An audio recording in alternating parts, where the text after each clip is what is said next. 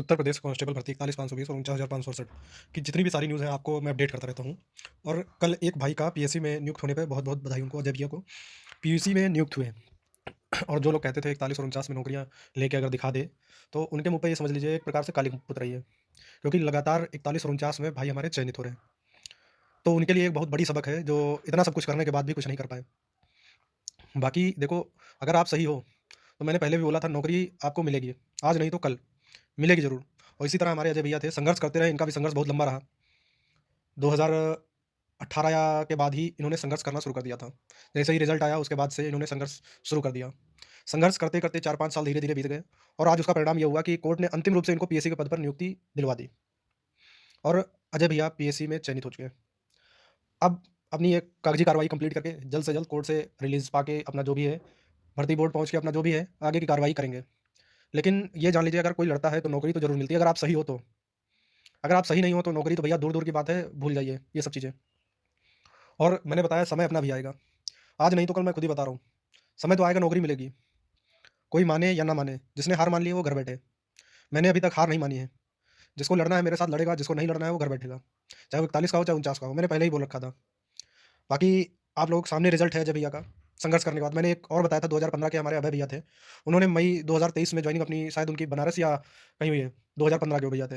2015 में भी उन्होंने अपनी एक सीट ली और कई सारे ऐसे बच्चे रहे जो चोरी-छुपे आराम से उनको कोर्ट की शरण गए और लड़ा केस को मेहनत से। तो उनको सफलता मिली है, ऐसा नहीं कि सफलता नहीं मिली। क्योंकि सफलता उसी को मिलती है जो लड़ता है आखिरी दम तक। और इसमें कुछ ऐसे भी आते थे, कमेंट कर जाएँगे, भैया कुछ नहीं होगा, तो उनके लिए मैं पहले ही बोल रहा हूँ, वो वीडियो ही देखना बंद कर दें, सबसे बड़ी बात है उनके लिए, कि उनका कुछ पहले ही नहीं होना है। और कुछ लोग जैसे सीटों के पीछे पड़ जाते हैं, भैया सीट कितनी खाली है? अरे पहले जीतने की सोचो, सीट तो ऑटोमेटिक मिल जाएगी।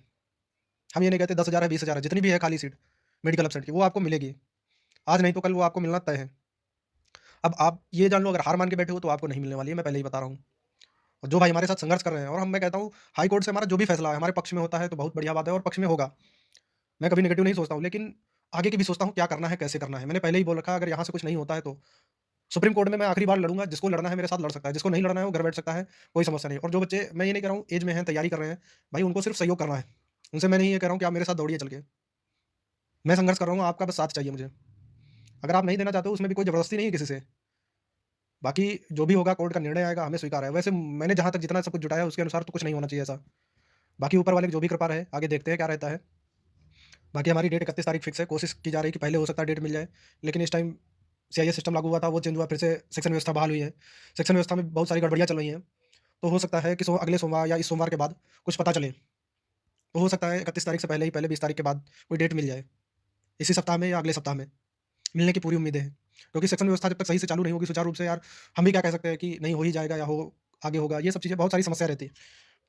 बाकी अगर किसी को ये लगता है कुछ नहीं होने वाला, तो मैं पहले ही बोल रहा हूँ उनसे हाथ जोड़ के कि वो लोग भैया दूर चले जाएँ, कोई मतलब नहीं उनका। यहाँ आके अपना समय बर्बाद कर रहे हैं। बाकी क्योंकि उनको कुछ लेना-देना नहीं है, उनको सिर्फ डिमोटिवेट करना है।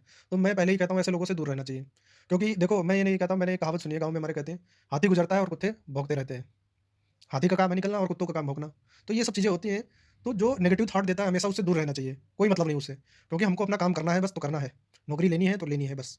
ये दिमाग में मेरे चलता है, बाकी और मुझे कोई मतलब नहीं किसी से। कहीं किसी को जाना है, कुछ भी करना है, करिए, आराम से करिए।